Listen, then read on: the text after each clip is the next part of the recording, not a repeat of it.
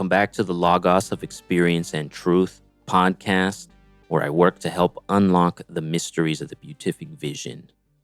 Now, as I mentioned in the previous episode, I got ahead of myself.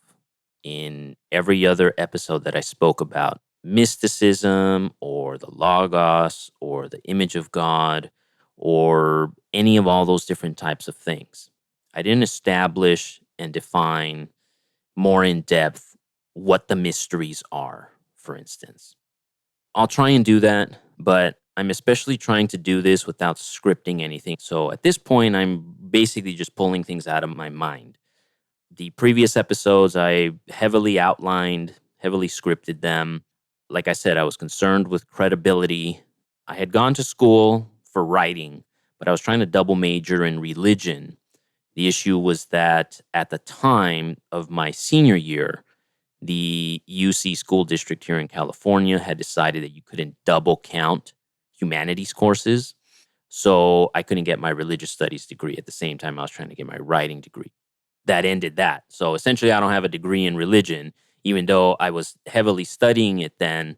And over the years since then, I became disenfranchised essentially with the school system. The catch-22 of needing a degree to get a job, but then needing experience to get a job. And I just got sick of that pay-to-play system of schooling and didn't want to incur any more debt from it. So essentially, where I could have gone and finished and gotten the religious studies stuff and done all of that, like I said, I became disenfranchised from it. So I was very concerned with establishing my credibility because I don't have any of that technical, traditional schooling, that type of stuff. I don't have a master's or a PhD in this. All I have is experience and patience and skeptical thinking, meditation on what this is, what the mysteries are, what the mystical experience is, and trying to decipher through all the symbolism of everything that I've come across what these actually do. The mysteries have existed for who knows how long. When you study any of the texts, I mentioned I had reread some of Plato and Socrates. It's hard to say both of them quoted, kind of difficult if you've never read Plato, because Plato writes through the mouth of Socrates. So is it Plato? Is it Socrates that's talking? But either way, I'll just say Plato, just to not get confused. Plato mentions the mysteries, that they study them, they know about them, that there is priests that teach it at that time in ancient Athens. And then obviously once you look at that, you go deeper. That's where the Oracle of Delphi is. That's where the Eleusinian Mysteries are. And then once you go into the broader scope of the Mediterranean, there's other centers, other locations where what are called the mysteries are taught. And most importantly, because this is what was important back then, they were experienced by people.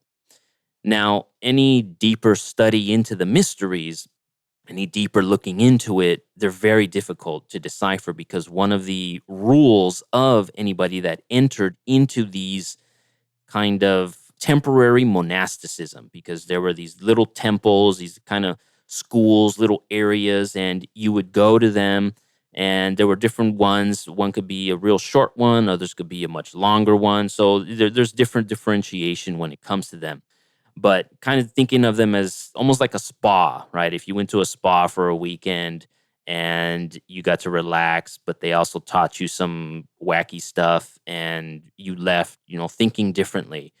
So, I mean, that's kind of a funny way of thinking about the mysteries in ancient times, but essentially people would go to them, especially if we think of the grandest one that existed back then, the Eleusinian Mysteries, and there was a greater and a lesser version of it. So depending on how much time you spent at them. But essentially what they did is they taught knowledge of the self. Doesn't really matter which one they were. Kind of the general thing about all of them was they taught knowledge of the self and they taught knowledge of the gods, right? Since obviously back then we're talking polytheism. So they taught the gods and knowledge of the self, which is the teaching that was above, the Oracle at Delphi, know thyself, right? And if you watch The Matrix, the old school one, I saw the new one. I can't remember exactly if they restated it. I think they did, but obviously in the old one, it was the sign on there. She gives Neo a whole bunch of stuff about know thyself, right? You have to know yourself if you are the one, essentially, is what she tells him in that movie. That's what the mysteries taught. They taught knowledge of the self. Now, that's a whole other concept right there, the self, right? But diving into what is the self. And I spent a great deal of time of that on one of the episodes. I think it was on the Logos or in the image of God. And then I dove into the self and how that can be translated into these different concepts that exist in spirituality, especially in the Christian tradition. Since again, that's the avenue that I most take, even though I've studied many other things as well. So the mysteries in ancient times were specific about knowledge of the self, but going beyond knowledge. It was more about experiencing that knowledge. One of the rules was that it was kind of like Fight Club. You do not talk about Fight Club. You did not talk about the mysteries and what you saw and what you experienced. And that's what's made it very difficult for any historian, any scholar to figure out what these mysteries actually were. The only way that we know about them is obviously because some people spilled the beans on what was going on inside of these rituals. But in general, there's really very little that emerged from this time period explaining what these mysteries actually were, of what actually took place in them. When you go into any of the historical records from the various writers of the early Christian century, so I'm thinking of Iamblichus, I think he was second or third century AD. He gives overviews of what these mysteries were and kind of a little bit of their historical stuff, but doesn't really dive into what actually occurred.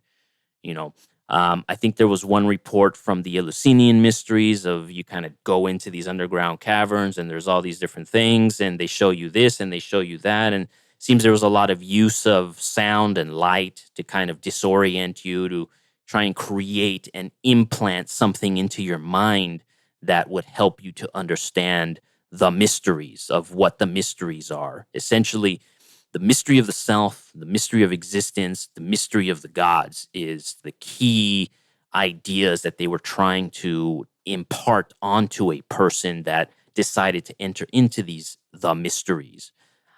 And this is the ritual at the end of it. There's scant details on how much time they prepared for it, but there was a prep period. There was a preparation period that led to these types of mystical experiences that taught these different topics. And why these are important is because this was the ancient way of showing, teaching these types of things.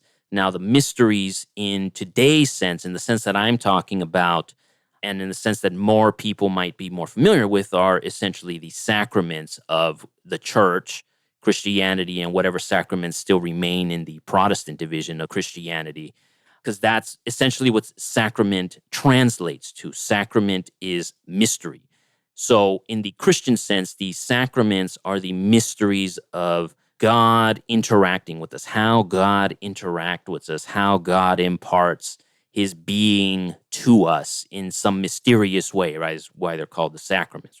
The clearest one would be the Eucharist. Obviously, there's differentiation now, especially and over the past several centuries of, is the Eucharist real? Is that an actual thing? Blah, blah, blah. So I'm not going to get into that in this or in the next episodes. But essentially, the Eucharist and the sacrament from the traditional sense is that it's a method, way, manner of God imparting his being onto us, and that's the grace. The Eucharist is grace being imparted to us. It's a method of this occurring. Obviously, at some point, I can dive deeper into that. That's what these mysteries are. So when I say unlocking the mysteries of the beatific vision of God, beatific vision would be the experience. So unlocking these mysteries is essentially unlocking the method by which somebody, and if we use the ancient term, an initiate, experiences in a manner that either shows knowledge of the self or knowledge of God. That's what the mysteries are. But in doing this, the why is this important for a person is because it helps to focus, orient, unlock the mind. There's something about doing this. There's something about the mystical experience, even if it occurs from a drug experience. And again, I'm not advocating the drug method because there's a lot of negatives that come to it. And if you've listened to any of the other things I've spoken about, I mention a lot of those negatives, and I'll probably get into it again. Most likely we'll get into it again. But there's a lot of negatives that come from that. If, for instance, you were saying in the traditional drug sense, I want to expand my mind by doing drugs, there's a lot of negatives that come with that, where the traditional sense of the mysteries of knowledge, preparation, understanding, meditation, there are no negatives. And all it does is penetrate your mind extraordinarily to its depths, to where you essentially unlock yourself. And for me, I mentioned there really was nothing more important than that. Understanding myself, and the byproduct of understanding and knowing thyself was, oh, I now know how to use my mind. I now know how to focus. I now know how to think. I now know how to formulate a plan. I now know how to fail so that I can succeed. I now know how to succeed from failure. Those types of things. That is what unlocking your mind does. And the mysteries is the traditional method of achieving this. Because I don't know how to word it. It's kind of like if you've ever made a to-do list, or you have your goal sheet, or you have things that you want to achieve. Well, when you achieve them, you mark them off your list, and now there's a vacuum, and you have to fill that up with something else. Well, if you're trying to understand, for instance, the big granddaddy question of, is God real? Is there a God? And if through the mysteries you've now answered that question, well, there's now a gigantic vacuum that will exist in your mind of, well, what am I going to try and solve next? And that's an aspect of what I'm trying to talk about here, of the benefit of these types of understandings, knowledge, wisdom, and most importantly, the experience of it. Thinking about something is one level of knowing, but experiencing is another level of knowing. Just as if you're only experiencing but never understanding the logical, intellectual aspect of it, how much are you actually gaining? So that was the purpose and the method of the mysteries, of mysticism. You need to have the intellectual to have the mysticism, but if you've had the mysticism, you need to have the intellectual in order to fully grasp what was experienced. And that's what the mysteries do. There's no other way for me to explain that. The mysteries unlock your mind by teaching you, A, what the mind is, and B, how to navigate it. And I'll leave you at that. We'll dive into something else next time at the Logos of Experience and Truth podcast.